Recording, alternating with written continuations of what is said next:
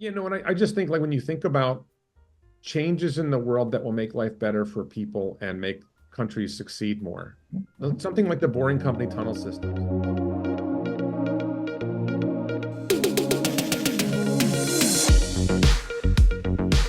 Like I see tremendous resistance in the United States to Boring Company tunnel systems, but China will say, we want more. We want them. I China will embrace Boring Company. I thought of you yesterday or the day before. Oh, and Elon, Elon Post. Elon talking about the tunnel from the United States to Let's England. cover that. Let's cover that briefly. I don't know what he means. Uh, I don't I don't know how. So I've thought about this a lot. Right. Like, what's the route that the tunnel goes? Like long before this conversation happened, like what's the route that the tunnel goes to go from North America to Europe? And there's no easy route because you have to go under deep water for long distances, right? So think about the English Channel tunnel. That was a difficult engineering Right. problem, and Right. that's Right. 20 miles or so underwater. It's a pretty Right. big deal. Yeah. Yeah. I think the stretches you have to go under, I think you have to go Greenland, Iceland to the UK. Hmm. And I think the stretches of water you have to go under are hundreds of miles between maybe Iceland and the UK and maybe Greenland and Iceland. I don't remember like off the top of my head, but it's much Right. farther than the English Right. Channel Tunnel.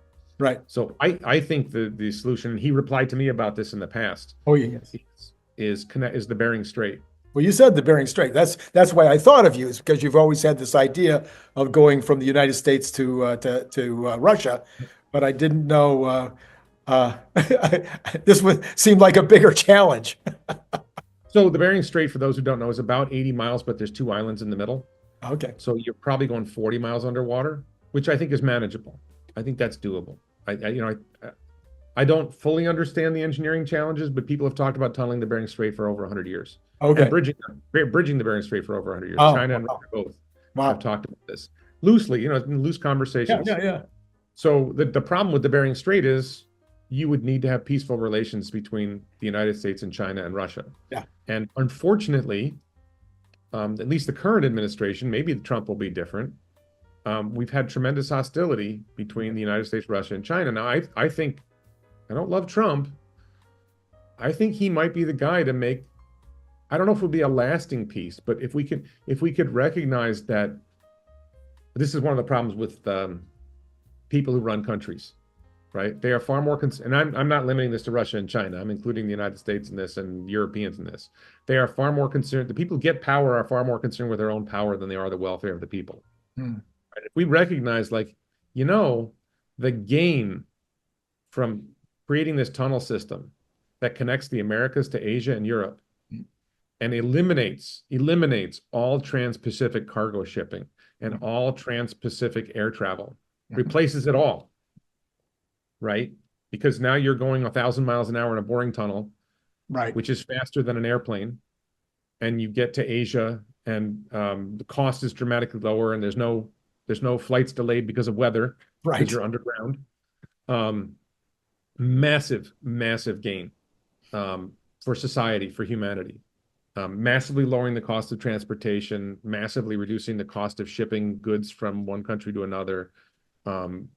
Real potential. And you just once you get to Asia, you just run the tunnel across the Arctic Circle basically to get over to Europe. It doesn't take that long. And you can connect almost the entire world. I think Australia and New Zealand get left out, right? A couple other places, but you probably cover 90% of the world's population with Hyperloop and cargo shipping tunnels if you do it the right way.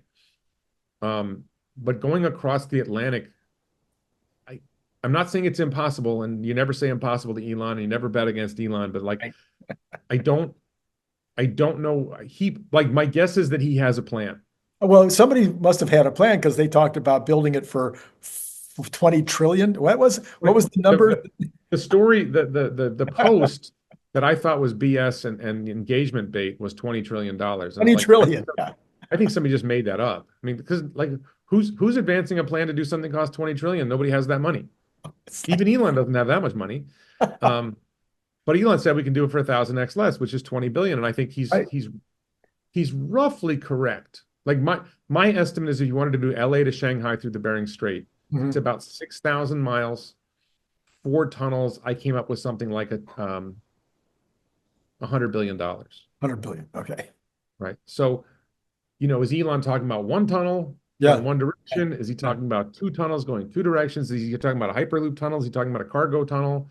Um, is there that much gain in getting from New York to London? See, for me, West Coast of the United States to Shanghai is a much higher volume of shipping. Right. And it probably has a higher volume of air travel as well. I don't know the answer to that I don't question. know either. No. I mean, there's an awful lot of Asians living in the West Coast of the US and Canada, Right. probably traveling back to China and Japan and Korea and so on. Right. So I think that connection is bigger than, what's the population of the UK? 60 million? What's the population of China? 1 point some billion? Yeah. What India? You know, I think the gain is bigger going that way. The challenge is easier. The challenge is, can you solve the geopolitical problem? Right. Right. Can you recognize that, okay, I don't like Vladimir Putin, but and I don't like Xi Jinping, but making life better for humanity outweighs the unlikely event that we're going to suddenly establish a bright and sparkling democracies in Russia and China.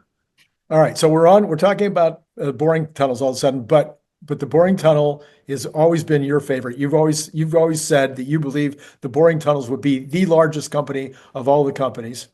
I believe I'm quoting you correctly on that. Yep. But what we've got is I've always said it. It's one of my theories. but what we have is Vegas. All we have is Vegas. When's it going to happen? What's wrong with these other places? How come we haven't started seeing So I think there's two things. these mayors and these governors and I think there's two things. line? One problem is that they're still ramping the technology. They're still developing the technology, and I think that Boring Company is they're going to hit a certain point where they feel like they've nailed the technology and they're close. But So maybe they're not even pushing it yet. right. And then the other problem is permitting is just a nightmare. It's what Elon said. Permitting is a nightmare in the US. Right. Finding places like Texas will say yes. So I Mhm. think we're going to see boring Texas. I think Texas will be friendly. But even Florida, like I think they had talked about doing tunnel system in Fort Lauderdale, and then, Fort Lauderdale's a blue county. Mhm. And I don't know what the resistance, and I know there was some resistance from one of the county legislators who's like, well, how's this going to benefit my constituents? Like, what are you, an idiot? Like, does every project have to go to every neighborhood in your district in order to solve problems? And my guess is that and they announced it. I actually was in touch with I contacted the Orlando mayor's office, and they were I like, "No, we remember. don't know anything about this. Can you put us in touch with the guys in Fort Lauderdale?" And I ended up connecting the Orlando mayor's office to the Fort Lauderdale mayor's office to help try to figure out, because Orlando, to me, Orlando, Florida is the number two place I want to see A tunnel. a Boring Company tunnel system, because Orlando and Vegas are the two convention centers for America, Right.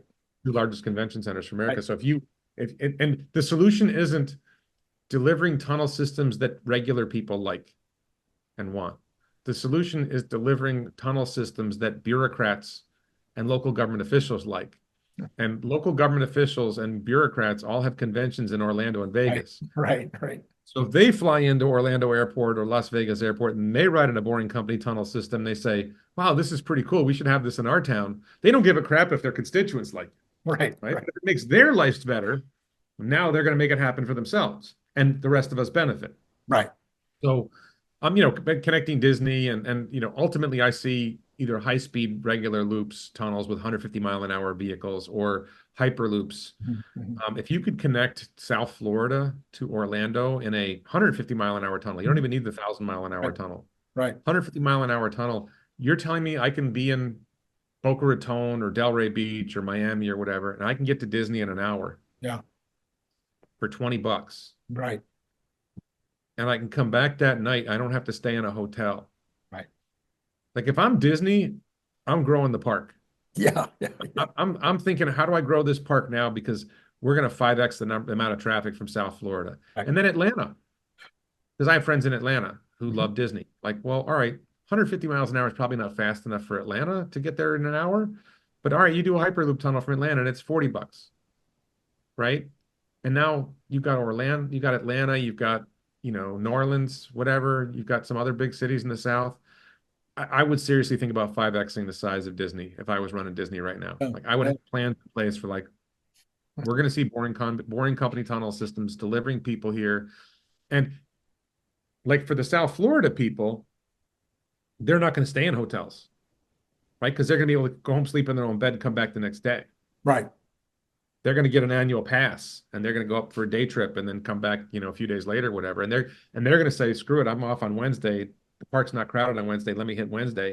And you're gonna get a lot of fill in on the days that are not as busy. Mhm. But then people are coming from farther away. It's easier for them to get there, and now they're staying in hotels, right? The people are coming from Washington D.C. in a hyperloop. They're not going to go back home that night. Oh, right, right. Although 1,000 miles an hour, that might work. Am I- No, but I Yeah, think people aren't wrapping their heads around that. What if yeah, you could day trip from New York to Disney yeah. in 90 minutes, right? What if you could go from New York to Disney in 90 minutes and all of a sudden you're in Disney Springs or downtown Disney or whatever they're calling it today in 90 Right, minutes, right. and you go in the morning and you go back home at night, sleep in your own bed? Well, and that fits into my future vision of, when we do get to this point where we have hyperabundance and where we don't have to work as many hours at least, not this era where people think there's not going to be jobs or whatever, but just where we have hyperabundance. And what's going to happen with hyperabundance? We're going to need lots and lots and lots of entertainment. We're going to need lots and lots of places for the tourists to go. Because I'm old enough to remember when I could fly to Venice, not the one in California because I live there, fly to Venice or fly to Florence and take a train to Venice, and it wasn't that crowded. And Yeah, now they're talking about they're having to limit the number of people per weekend that can come in or charge extra, charge a pass to come into St. Mark's. So that's happening all over the world. New I Orleans is do. I think that destinations, yeah. um, Miami Beach, Key West. Mhm. Can you imagine? I mean, like I don't know if you've been to Key West, but I can imagine Boring Company tunnel system connecting Key West to Miami. Yeah. Uh, Key West and Isla Morada and Marathon and Key Largo.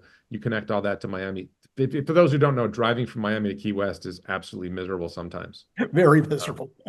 But if you all of a sudden created Boring Company tunnels and you had just added one lane each way, Yeah. Yeah. it would be because you wouldn't have the disruptions that you have on the surface. You would probably more than 2x the volume of traffic that can Sure. go back and forth to Key West. And maybe more because maybe you'd build two tunnels, right? Two lanes each way. Right. I think that the gain from that would be absolutely huge. And I wonder if you could do three tunnels and just say, all right, today we're going this direction. Oh, there you Tomorrow go. Yeah. we're Yeah. going this direction. Yeah. But Yeah. I think you would just do four because the cost wouldn't be that. It's called ballpark 100 miles, $5 million a mile. Yeah. It's $500 million per tunnel. So $2 billion, and you've just connected massively increased. And then Key West has to build like monster hotels, Right. Right. right? And I just think that and honestly though, if you know the Keys, like there's so much opportunity in the Keys to do so much. You got to harden it against hurricanes, but a Yes. lot of potential there. The Texas coastline, there's so much potential there. You kind of wonder, like, ski areas are Yeah. another one. Right. Like, I think that there's a lot of potential to grow the destination economy, the tourism economy, the local tourism economy, like not foreigners coming in, but just local people traveling to different stuff.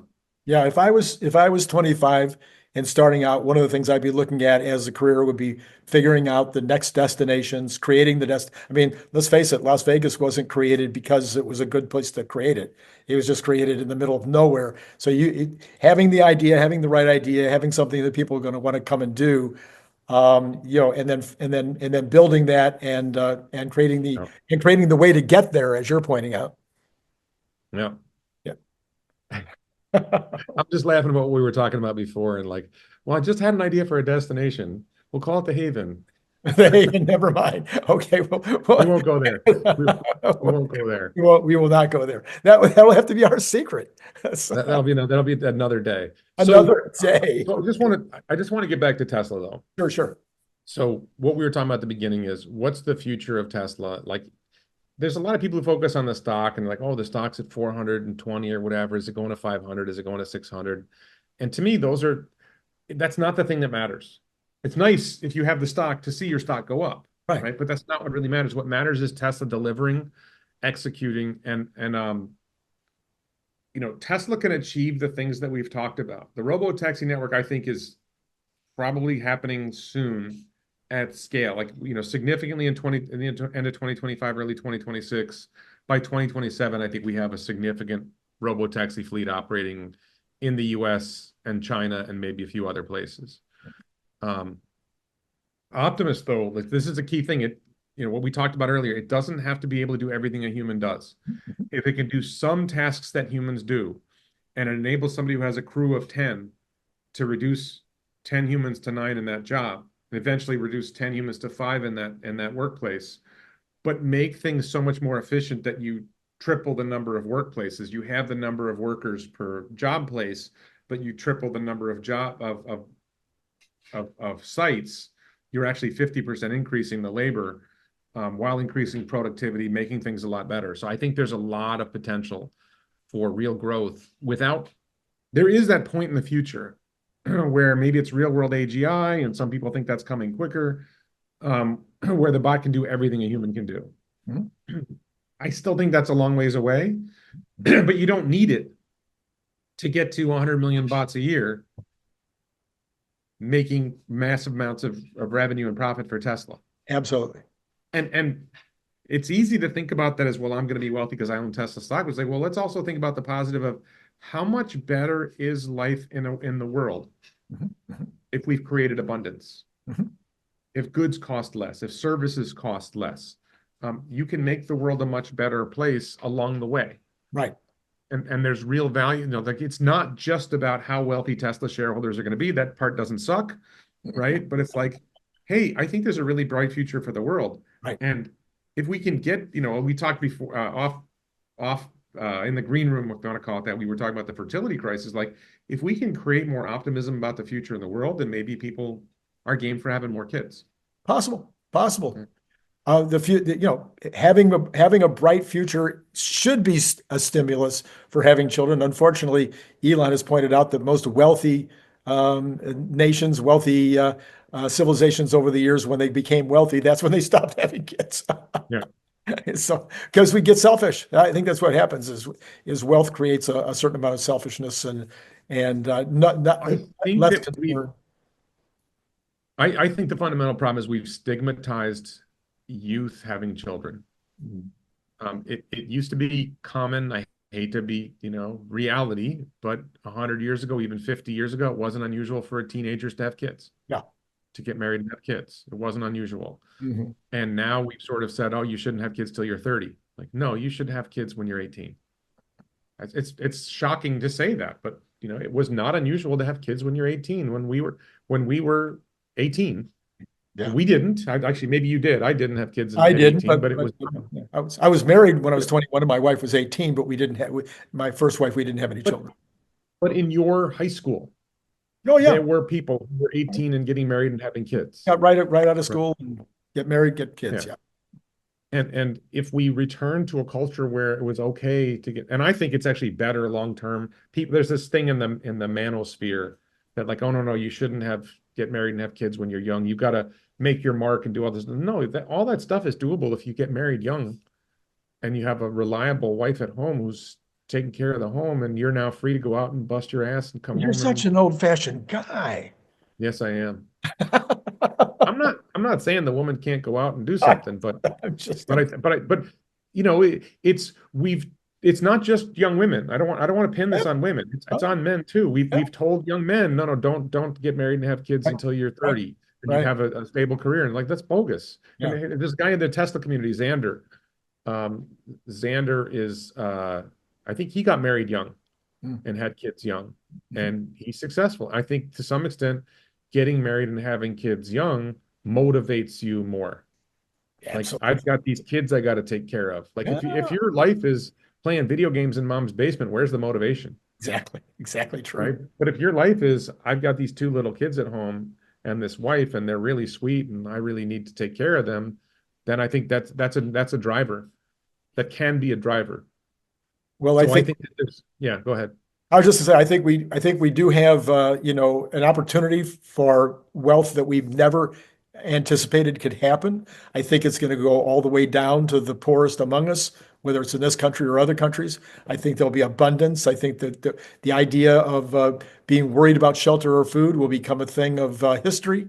People laugh about how could that have even been? And then it'll be filled with all kinds of new challenges like the ones we're talking about. We'll see how, humanity deals, or you'll see, because, you're so much younger than me. Yeah, or maybe they'll come with a cure for death, and I'll see it too. But anyway, it's I'm older than you, Randy. I just work out more. is that what it is? Well, you do have less hair, so I mean that That's must be true. it, right? No. So I was just going to say that, like, so I'm in Thailand where the GDP per capita is like $7,000 or something Right, like that. So right, it's, much poorer than America. And I would say in general, the idea of starvation almost doesn't exist in Thailand. And the idea of not having shelter almost doesn't exist. I don't want to say it doesn't exist at all, but it's pretty unusual to have that problem, even in Thailand, sure, probably even in the Philippines. right. Um, I think that generally speaking, those basic needs are covered. Yeah, I think I this do think that's actually happened in the last about 60 years, is yeah, pretty much the world. There's only about I forget what it is now, less than 100 million people that are worried about food. it's probably sub-Saharan African parts of India and Right, parts of like Pakistan and right. Myanmar is struggling right now. There's a few places like that. Myanmar's next door to Thailand. That's really more of a civil war issue, I think. But Yes, I think usually has more to do with the political situation than it does with actually having the availability of the food. but I do want to stress that well, number one, there's 2 points I want to hit on before we wrap up, and I don't know how much time you have, but number one, I do think that we will see an acceleration in countries that adopt robotics and technology, and that where it generates value, which is wealthy countries that say yes. Mhm. And China will be one of them. China's a moderately wealthy country, but it will become a much more wealthy country by doing this. Right. Parts of the US will adopt and will accelerate. Parts of the US will resist and lag. The New York, Massachusetts, Illinois. I'm not sure where California will fall in that. California is sort of a mixed bag. But Texas and Florida will probably adopt, and other states like them will adopt, and you'll see them race ahead. European countries will probably resist and lag. But poor countries, the case for the autonomy to replace human labor or augment human labor just isn't as strong. So I think they're going to lag behind in that. The other point I just want to stress is so people understand the reality of, if Tesla nails Robotaxi, which is seeming more and more likely, Right. and we head to a world where Tesla has just 10 million Robotaxis. That's just massively oversimplifying the story.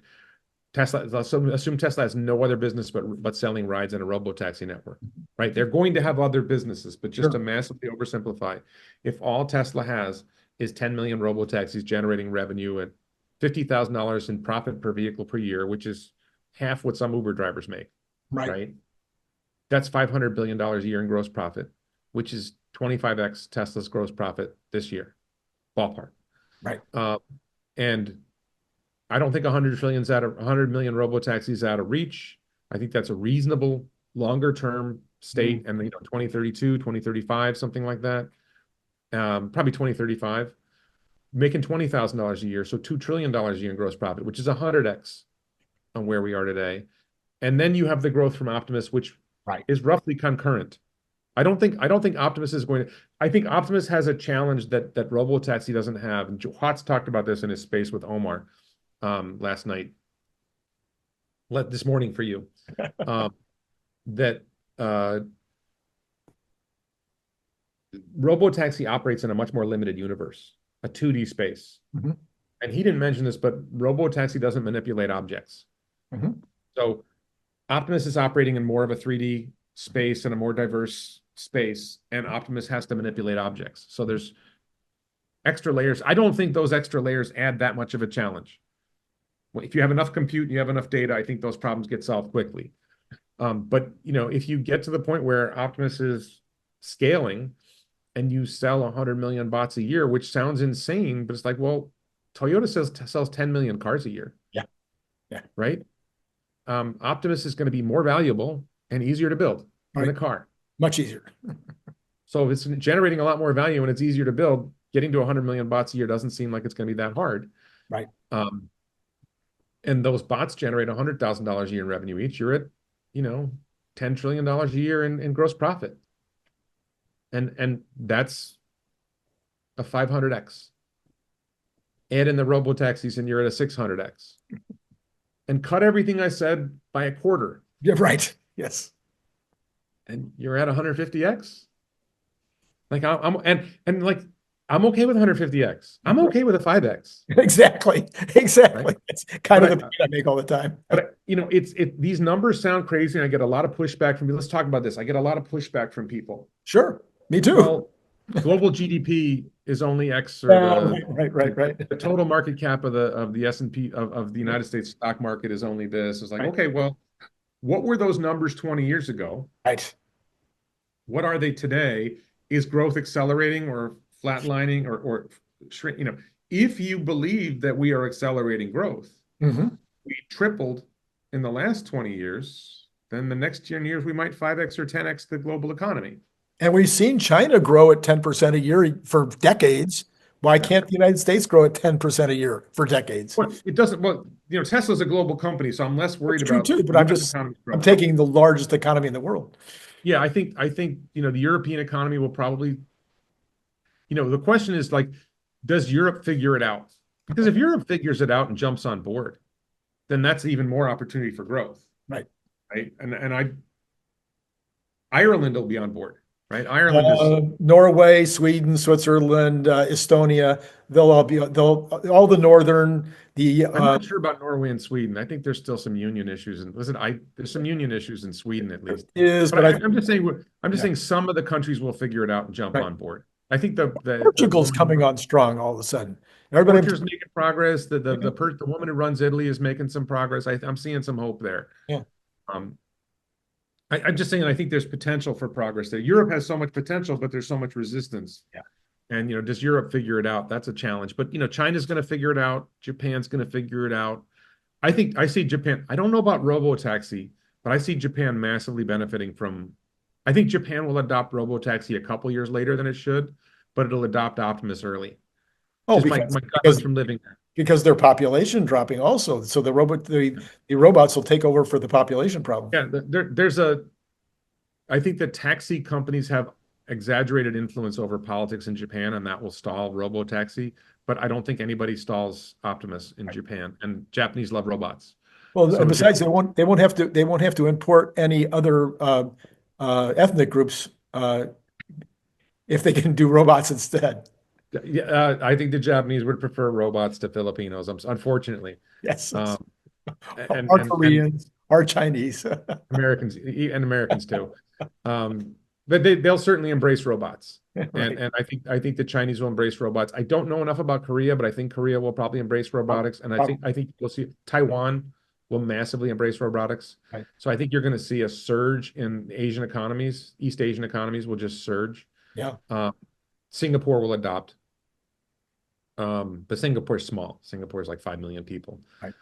So I think and Australia, New Zealand, I don't know enough about Australia and New Zealand to say.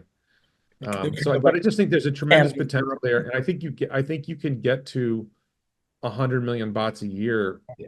And you know, like maybe it's 2035, maybe it's 2040. I don't care. Yeah. And then there's the point about competition that comes up a lot, that I hear this a lot. Well, what about the competition? It's like, okay, who has the capability of building a massive fleet of robots? Tesla and who? Yeah.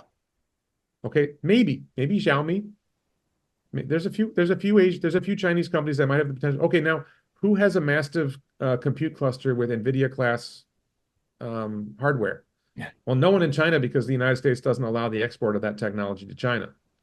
So the Chinese are kind of out on the long-term robotics competition in terms of the AI side of it. Yeah. Until we have peace between the US and China and an agreement to let them adopt that technology. I don't see that happening anytime soon. Or until the Chinese figure out how to make that kind of hardware, which is apparently a heavier lift than I realized. I thought the Chinese would have caught up on that, and they haven't. I think they're very capable. They're very technologically sophisticated. They got a lot of great engineers, but it's just a really hard challenge to match NVIDIA. Sure. And it's not like NVIDIA's standing still. Right. NVIDIA's moving fast. Tesla's Very got fast. DOJO. They're moving fast. I think AMD is trying. Intel may have given up, but you know, it's a really hard thing to do. So outside of China, you have the manufacturing capacity, but you don't have the AI capacity. Right. So who else has the AI capacity and is able to combine it with the manufacturing capacity? And it's like, well, not Meta. Meta has the AI capacity, but not the manufacturing capacity. Not Google, not Microsoft. Who's left? Yeah, I mean it's the age old, and then the other serious question is, I think 20% of the business would be fine. I think Yeah. that I think the annual need is going to be, great enough that Tesla can make 100 million of them, and or 50 million. Who cares? They'll make enough. Right. It will be the largest company in the world by a lot, and still have plenty of business for other manufacturers. But let's talk about this. I think this is an important distinction. Like, there's something called first mover advantage. Right. So when you look at the Starlink satellite network, Mhm. SpaceX has something like 7,000 satellites up already. Right. Their launch cost is lower than anyone else's. Right. Their satellites are higher performance than anyone else's. Mhm. They're able to deliver high speed, low latency internet anywhere on Earth Mhm. at reasonably low cost. Mhm. And they're accelerating fast. Right. They're about to start launching on Starship, a Right. much more advanced satellite. Their constellation will get much more capable. If you were going to compete with that, you would have to spend, I don't know, $100 billion In the hope that you'd compete. to catch up to where Starlink is now. If You'd probably if spend you 10 do, billion. if you do, you don't You even know that you will. right, you could spend $10 billion to try to launch a competing satellite network to Starlink, and in 5 years you'd have a network that's close to where they are today. But If they you will be succeed. 10x. But they will be if you succeed, but they will be 10x ahead of that 5 years from now. Right. So here's the problem. Let's suppose you did succeed, Mhm. would your revenue pay a sufficient return on investment for your investment? The answer is no, Oh, yeah. because no one's going to choose your shitty network over the advanced Starlink network, Right. and you won't be able to charge an adequate price, and Starlink is going to be lowering prices. So it's really, really hard to make that work. And the same thing applies in Robotaxi networks and Optimus networks. That in order to, like, if you said today, I want to build a company that makes vehicles at scale and develops real world AI at scale, you'd probably have to invest $100 billion No, I over think the next I five think I years. think the Robotaxi example works, but I don't think the Optimus example works as well. Because let's say that Tesla makes 100,000 in 2025, 26, which is my number. They make 100,000 in 2026, but let's say that figure makes 20,000, and this other company makes 30,000, and this other company makes 10, and this other company makes, and each one of them finds their niche. Some of them are going into medical, some of them are going into manufacturing, some into distribution, some into home care. They all have And different this, niches. this is great. This is a great disagreement for us. Okay, okay. Figure doesn't have the compute cluster. But they None of these, none apparently of these, they're but apparently they've already got operational robots in manufacturing facilities right now that are actually doing jobs that are useful. And that's the only criteria. okay, They need to okay. be able to do a useful task. Are those robots generating more value than their cost? My belief is that it's not as hard as you think, and that's based on You didn't spending answer my question. 30, You did based not on answer my spending question. 30 based Today, they have I think it's BMW they're partnered with, right? Mhm. Are those robots in BMW factories actually doing meaningful work at lower cost than the human labor that it's quote replacing? Or is it like a test to see whether we can make this work? And I don't think they're at the point of meaningfully replacing human labor. I don't Yeah, think that's a good question, but I guess my point would only be, and I've been in this situation 1,000 times in my career, is when you're talking about a product like an Optimus as opposed to a service like Robotaxi, when you're talking about a product like this that is going to have a huge demand. Okay, if I'm a manufacturer and my competitive manufacturer all of a sudden has 100 robots making bicycle water bottles, and I'm still using regular 100 employees to make my water bottles, I'm gone. I'm out of business. I'm history. So my demand to get if my competitor gets it, I got to have it now. And so I'm looking for, if I can get the bare minimum right. robot, because I can't Okay, get but the here's where Optimus here's because where it's your sold out. mistake is. Okay. one factory, your factory's got 100 human workers. Right. Nobody's replacing 100 human workers with 100 robots yet. So if there's another factory that's got 50 human workers and 50 figure bots, Mhm. right? And there's another factory that's got 50 humans and 50 Optimus. Mhm. Which one's more efficient? I don't know. That's my Yes, point. you do. You No, I do. don't. Well, I don't know The yet. Optimus costs less to manufacture and it's more capable. Yeah, I think again, I'm just I've spent so many hundred hours in manufacturing facilities watching employees work and doing the work myself, is that it doesn't take that much to get a useful bot to But if do to but if sit I can deliver but if and I can catch the deliver you a product bot, and put it in a box. Catch the but product, put it in a box. but if Tesla can deliver you a robot that can do twice as much for half the cost, Maybe I don't need it to do anything else. All I needed to do is 3 shifts a day. Is I that's needed half to the catch a cost. bottle, put it Why in are a. you buying the more expensive bot? I don't need the more expensive bot. I need the bot. No. The Optimus is going to cost less. Oh, well, if I can, but if they're not available, if they're already sold out, I got to get something. Okay, so this is one of those other things that we should talk about. Once Tesla is manufacturing once they have a robotaxi network working at scale, once they have Optimus working at scale, the cash flowing in is so high Mhm.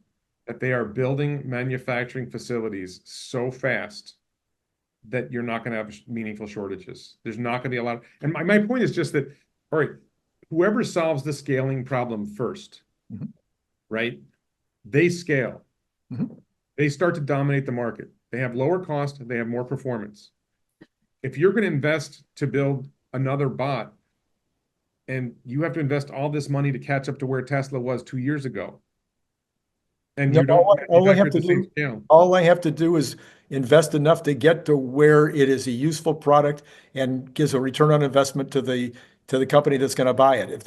If I go out today and I want to buy a capping machine for my water bottles, and there's 5 guys that are making capping machines or 20 guys that are making capping machines, and I'm just going to choose between them in terms of their utilization, in terms let of me their try this. cost, et cetera. If iPhones were built at scale to the point where you could buy an iPhone for competitive price with Android or less, Uh-huh. how many Androids would sell? Well, so my kids all buy Androids, and they don't buy them because they're cheaper. They buy them because they think that the Pixel thing or whatever it's called is better. It has a better camera this year or whatever, or it meets their application better than the Apple does. And I'm like all Apple. I'm like, what are you talking My about? impression is that the vast majority of people, if they had a choice between an iPhone and an Android at the same price, they would buy an iPhone. But that's the problem, is you're not talking about having the choice. I'm saying that the sellout will be immediate. The Tesla, and once they make a useful product, or once anybody, if it's Figure, I don't care who it is, that makes a useful product that can provide the service at a much lower cost than the labor, Okay. then there's going to be an What I'm pushing unlimited back, TAM. let me be clear, Unlimited. what I'm pushing back against. I'm pushing back against your 20% market share. I Oh, think Tesla, I think Tesla has 80% market share. okay. All right. And unlike Apple, Apple has 20% market share, Right. 80% of the profit. Profit. Yeah. Tesla has 80% of the market, 95% of the profit. I see. Okay. And That's where I see it going. yeah. I think that there's no constraint on Tesla building bigger and bigger, faster and faster. Yeah. Because once the cash starts coming in, they have unlimited CapEx. Well, and then it may turn out to be like Robotaxi. It may turn out that the other factories, the figures pick up the phone and call Tesla and say, "Hey, we'd like to buy your chip." I think that that's a possibility. I think it's going to be the Chinese more likely than the US companies because the Chinese can manufacture at high volume at low Right. cost. Right. And I don't know of anybody who's demonstrated yet an American company other than Tesla Yeah. who can manufacture at large scale at low cost. Okay, It's but just one really hard to last do thing, that. one last thing, and we do have to wrap because It's um, late for you. yeah, well, there's other reasons, but let me just say, the other thing is that everybody doesn't have to be $100 million company. So there are companies right now in China that are very specifically going after the healthcare business on the humanoids. And maybe they only turn out to be a $25 million company a year, making a really cute, cool humanoid that does exactly what I needed to do in this specific kind of hospital situation. And nobody else's robot can quite do it exactly the way their robot does it. It's bigger, it reaches further, it can lift a heavier amount. And so I'm going to go for that niche. That's what I would, if I personally, that would be what Randy Kirk would always do in life. I don't want to be the $100 million company. I can make so much money with the $5 million company that you don't need anymore. And so give me a $5 million company that fits a little niche. I'm good.